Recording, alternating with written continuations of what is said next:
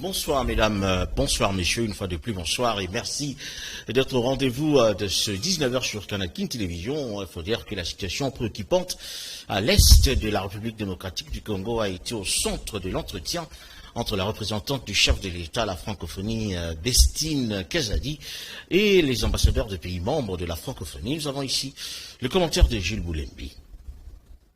C'est sous le coup de 11 h, c'est lundi 7 novembre 2022, que la représentante personnelle du chef de l'État à la francophonie, Bestine Kazadi, a reçu les ambassadeurs et chefs de mission diplomatique des pays membres de la francophonie. L'heure est grave, a-t-elle martelé, et d'un ton solennel de poursuivre qu'elle a fait appel à l'assistance pour que chacun soit le porte-parole de la RDC auprès de son pays, afin que la RDC ait une voix audible au prochain sommet de Djerba. En effet, alors que des cas comme celui de l'Ukraine et du Tchad sont évoqués dans le projet de déclaration et de résolution, le cas de la RDC est passé sous silence. Désireuse de faire attendre la voix de ce grand pays francophone qu'est le pays de Lumumba, elle est donc passée par le truchement de ses interlocuteurs qui l'ont rassuré de l'accompagnement de leurs pays respectifs.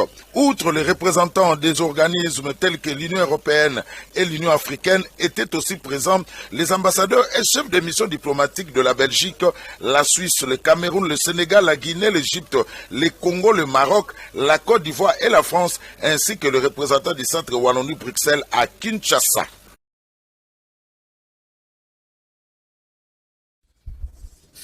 Deux caucus des députés du Tanganyika et du Olomami ont échangé avec le ministre d'État et du portefeuille Adel Kaïnda objet de l'entretien dossier de l'exploitation du lithium que l'usine devant fabriquer de batteries au moins de ces minerais, très attentive aux préoccupations des élus du Grand Katanga. Ces élus sont rentrés très satisfaits de cette rencontre. Jules Boulembi pour ce commentaire.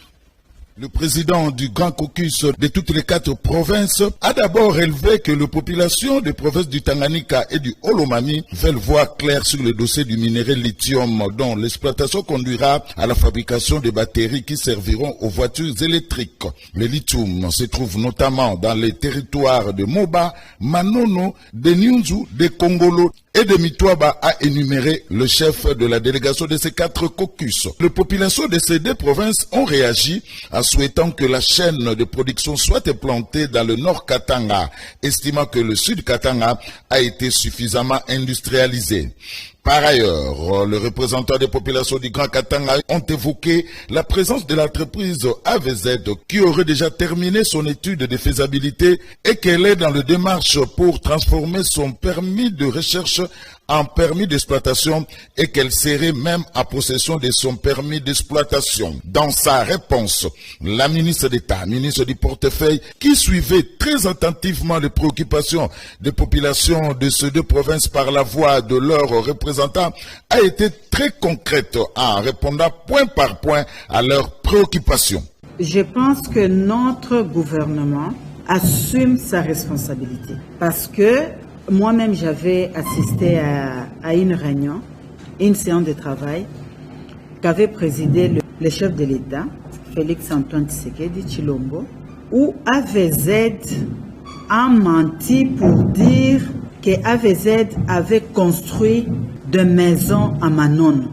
Mais c'est sur place qu'on a remis la pendule à l'heure. Je pense qu'il y avait des bâtiments là en termes de réhabilitation la réhabilitation n'était même pas achevée, mais c'est donner les kilos pour dire j'ai construit. Il faudra aussi signaler que selon un communiqué de presse du ministère du portefeuille, AVZ International, PTEV LTD, a eu de démêlés judiciaires avec Datomir Sarlou au cœur de ces litiges des contrats de vente d'actions advenus en juin 2019 et en août 2020. Pour le ministre du portefeuille représentant des intérêts de l'État, le capital social de Datcom Mining est réparti comme suit. AVZ International, 60% au lieu de 75%. Datomir Mining, ressources Sarlou, 15% et Cominière, 25%, donc 15% cédé à Zijing et 5% MMCS. Adel Kaïnda a rassuré à ses interlocuteurs que son ministère a pris la décision de s'assumer et de travailler avec eux pour faire vivre la communière. Elle a senti chez ses interlocuteurs un plaidoyer très engagé en faveur de ce qu'ils représentent, c'est-à-dire les populations. Début à Kinshasa depuis ce lundi 7 novembre 2022 de la réunion annuelle conjointe des ministres de la Santé en charge de la lutte contre le VIH-Sida de la communauté du développement de l'Afrique australe, laquelle donc s'éteindra du 7 au 11 novembre 2022 au Pullman Hotel et sera consacrée aux questions et aux enjeux politico-sanitaires de la région et connaît à cet effet la participation des ministres de la Santé, des hauts fonctionnaires et des experts des 12 États membres de la SADC. Image de commentaire. 12 États membres représentés par leurs ministres et délégations prennent part à ce forum consacré aux questions et enjeux politico-sanitaires dans la région. C'est le ministre de la Santé publique, Hygiène et Prévention, le Dr Jean-Jacques Mbungani Mbanda, ministre hôte, qui préside l'organisation en collaboration avec son homologue de l'intégration régionale sous la supervision du secrétariat de la SADC. Ce lundi 7 novembre à Pullman, les hauts fonctionnaires des États membres de l'organisation ainsi que leurs experts ont démarré les travaux de l'évaluation de la situation et évolution épidémiologique et pandémique dans chaque pays de la région. En sa qualité de haut fonctionnaire, le secrétaire général à la santé, le docteur Bodi Ilonga, a présidé la cérémonie d'ouverture des 10 travaux en présence du secrétaire exécutif de la SADC, Elias Mangossi. Cette année, la RDC a l'honneur d'abriter ses assises. Vous le savez, le chef de l'État et le président en exercice de la SADC, nous avons cette opportunité d'abriter ces assises chez nous. Il s'agit de faire le point de grandes maladies, épidémies, endémiques qui sévissent dans la région SADC, et d'avoir une vision commune. Et ces réunions doivent aboucher sur des décisions qui vont être appliquées pour qu'on ait des résultats ensemble. Les travaux vont se dérouler en 4 jours. 3 jours pour les hauts fonctionnaires, c'est-à-dire les secrétaires généraux d'administration. Et à la fin du 3e jour, on va voir les décisions que nous validons chaque jour vont être soumises à la validation le 4e jour dans une réunion de ministres exclusivement. C'est depuis le mois d'août 2022 que l'institution est présidée. Le président de la République démocratique du Congo, le chef de l'État Félix-Antoine Tshisekedi Tshilombo, qui assure la présidence. Le mandat de la RDC est basé sur le thème « Promouvoir l'industrialisation par le biais de l'agro-industrie, de la valorisation des minéraux et des chaînes de valeur régionales pour une croissance économique inclusive et résiliente ». Voilà, le décor a déjà été planté à Sharm el-Sheikh en Égypte pour accueillir la conférence des Nations Unies sur le climat qui se tient du 7 au 18 novembre 2022. Il faut dire que la VPM de l'environnement, développement durable, F. Bazaïba, prend également part à cette grande messe sur le climat. Nous avons ici le commentaire. Le financement de pertes et dommages fait partie de l'agenda de la COP. Pour la toute première fois, les nations doivent passer des engagements et des promesses à des actions concrètes. Cela veut dire une transition énergétique équitable et juste. Le défi géopolitique actuel ne doit pas faire dérailler ou retarder l'action pour atteindre les objectifs climatiques. C'est en ces termes que s'est exprimé le ministre égyptien des Affaires étrangères, Sameh Choukri, et le président de la COP27 lors du lancement de travaux de Sharm el-Sheikh ce dimanche 6 novembre 2022. Des troubles politiques qui ont jeté une ombre sur toutes les nations et ont entraîné des crises énergétiques et alimentaires. Cependant, ces défis ne devraient pas être une raison pour retarder tous les efforts collectifs de lutte contre le changement climatique. Le nouveau président de la COP a reconnu les efforts inlassables de son prédécesseur, le président de la COP 26, Alok Sharma. La conférence des parties a adopté son ordre du jour. Et pour la première fois, depuis l'adoption de la Convention des Nations Unies sur le climat, les parties ont convenu d'introduire les financements de pertes et dommages comme point de l'ordre du jour de la conférence sur le climat après un travail d'1 an qui a abouti à 48 heures de travail continu, consultations informelles menées par par la présidence égyptienne de la COP à la veille de celle-ci. Le président de la COP 27 a appelé les partis lors de la séance plénière d'ouverture à faire preuve de foi dans le multilatéralisme au cours de 2 prochaines semaines, alors qu'ils négocient pour atteindre les objectifs de la Convention sur le climat et l'accord de Paris. Les sommets sur la mise en œuvre du climat à Sharm el-Sheikh débutent ce lundi et durera 2 jours, réunissant tous les chefs d'État et des gouvernements participants. Notons que plus de 50 000 participants sont inscrits et devraient participer à la zone bleue de la COP27 et des milliers d'autres à la zone verte. La présidence égyptienne a désigné plusieurs thématiques clés qui comprendront des opportunités d'annonce, des contributions, des discussions de table ronde et des événements parallèles au side event. L'atelier de réflexion sur la mise en œuvre de la réforme relative à l'introduction de la facture normalisée et des dispositifs électroniques a ouvert ses portes. Donc ce lundi 7 novembre 2022, c'est le ministre des Finances, Nicolas Kazadi, qui a procédé à l'ouverture de ces travaux. Jules Boulembi et Yves Eloala dans ce reportage. Il s'est ouvert l'atelier de réflexion sur la mise en œuvre de la réforme relative à l'introduction de la facture normalisée et des dispositifs électroniques fiscaux connectés.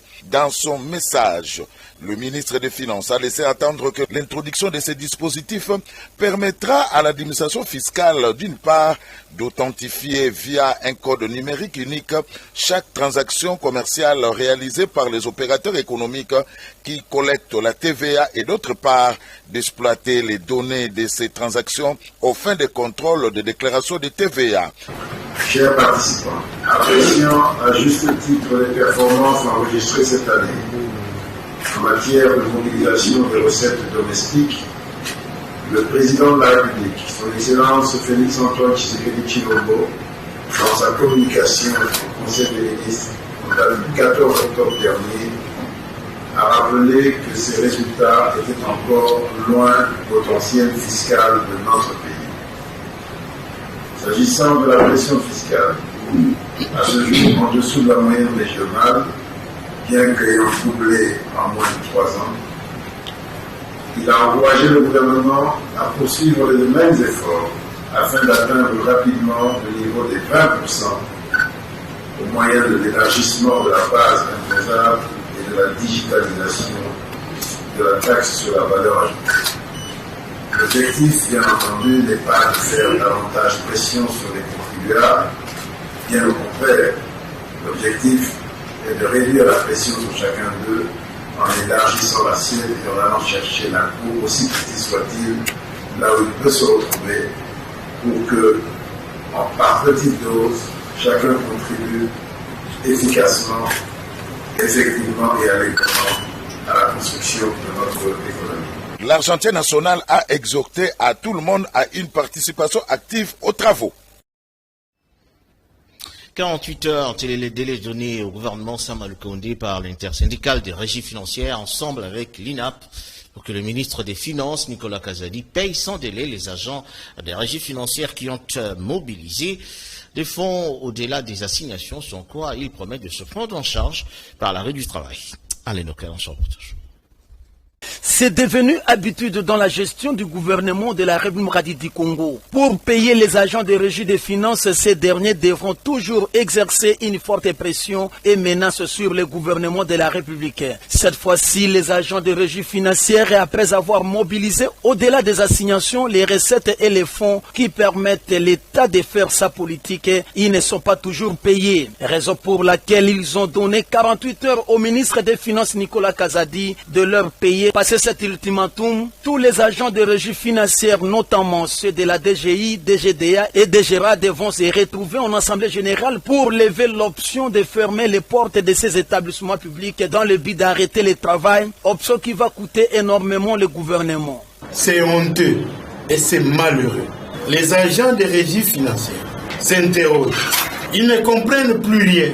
Et nous, les représentants, nous sommes considérés comme complices du gouvernement. Alors que nous ne le sommes pas. Devant ces tableaux noirs, nous prenons à témoin le président de la République, la communauté internationale et nationale. Demandons au ministre des Finances de convoquer la plénière dans les 48 heures, de payer les 2 mois de rétrocession dans les 48 heures, faute par lui de le faire, nous convoquerons des assemblées pour que les agents puissent être informés et nous dire quelle est la voie à suivre. Gouverner, c'est prévoir, dit-on, Excellence, Monsieur le ministre des Finances. Pour épargner l'État d'autres tensions éternes pendant que ça brûle à l'est du pays, le gouvernement via le ministère des Finances est appelé à trouver rapidement la solution, payer les mois de septembre et les mois d'octobre les salaires des agents des régies financières.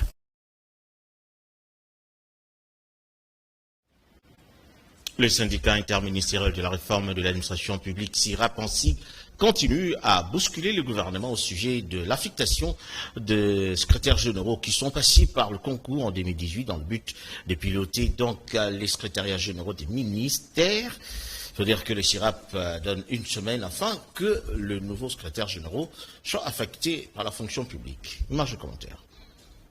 Le syndicat SIRAP mettait sa forte pression sur le gouvernement concernant l'affectation des secrétaires généraux qui tardent et c'est en voyant les affectations fantaisistes politisées et négociées que bénéficient certains secrétaires généraux pendant que l'administration publique reste apolitique. Cette situation préoccupe au premier plan le syndicat SIRAP via son président, ingénieur Paul Yapai, qui est sorti une fois de plus pour menacer le gouvernement d'aller organiser des manifestations d'envergure devant le cabinet du Premier ministre Samalou Kondé. Pour ce faire, le syndicat SIRAP via son président a donné au gouvernement une semaine qui commence à partir du 7 novembre 2022 jusqu'à la semaine prochaine pour la régularisation des dossiers des affectations des secrétaires généraux. On a rendu public les résultats des secrétaires généraux qui sont partis à la retraite. On a mis fin avec le système d'intérim. Le ministre de la fonction publique a notifié même le secrétaire général. Le syndicat SIRAP avait approché le cabinet du vice-premier ministre pour en savoir plus pourquoi c'est léthargie. On a déjà aligné 30 secrétaires généraux à leur salaire de base. Qu'est-ce qui empêche au ministre de la fonction publique de rendre maintenant officielle la mise en place des secrétaires généraux? Parce qu'il y a déjà dérapage dans certains documents administratifs dans les différentes administrations pour demander au ministre de la fonction publique que cette semaine du 7 au 12, samedi 12, nous pensons qu'il est important et impérieux que les VP puissent rendre publique la mise en place et que chaque secrétaire général sache dans quelle administration qu'il est affecté. Les secrétaires généraux qui sont passés par le concours en 2018 organisé par le gouvernement et dont les résultats et les noms de ceux qui ont reçu ont été coulés sous format d'ordonnance présidentielle signée par les présidents sortants. Ce qui étonne, ces secrétaires généraux jusqu'à la preuve du contraire ne sont pas encore affectés. Affaire à suivre.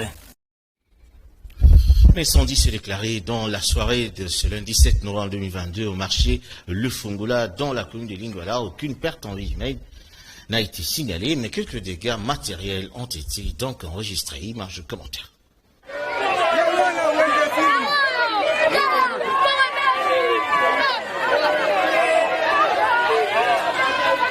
C'est aux environs des 18h qu'un incendie s'est déclaré au marché de Fungula, situé dans la commune de Lingwala. Il s'agit d'un feu qui a été allumé par un vendeur de ces marchés qui essayait de brûler quelques immondices et ce feu a dégénéré jusqu'à brûler quelques étalages à côté. Et il n'y a aucune perte en vie humaine et quelques dégâts matériels ont été enregistrés selon les témoins trouvés sur le lieu.